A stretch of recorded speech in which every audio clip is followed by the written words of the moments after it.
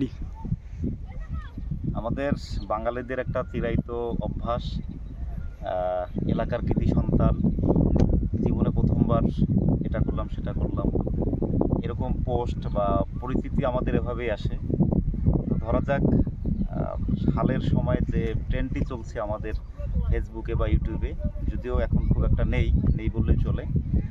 কিছুদিন আগে সান্ডা নিয়ে তো কম মাতামাতি হলো না, কপিলের ছেলের জন্য সান্ডা ধরা মরুভূমি থেকে। তো আমাদের বাঙালির মধ্যে যদি কেউ এই সান্ডার মাংস রান্না করে খায়, তাহলে হয়তো বা সে ফেসবুকে লিখবে জীবনে প্রথমবার সান্ডার মাংস খেলাম। তো এভাবেই তো হয়, তাই না?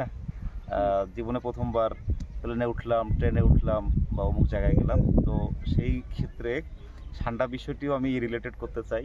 যদি কেউ সান্ডা, আবারও বলছি, যদি কেউ জীবনে প্রথমবারের মতো সান্ডার মাংস রান্না বান্না করে খায়, তখন সেও হয়তো বা ফেসবুকে পোস্ট দেবে জীবনে প্রথমবার সান্ডার মাংস খাচ্ছি।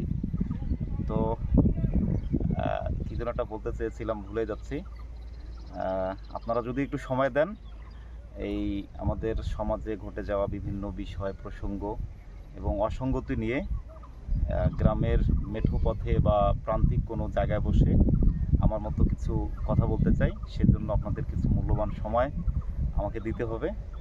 তো এরকম কথাবার্তা শোনার জন্য সবাই পাশে থাকুন আমার ফেসবুক এবং ইউটিউব চ্যানেলে। ধন্যবাদ সবাই।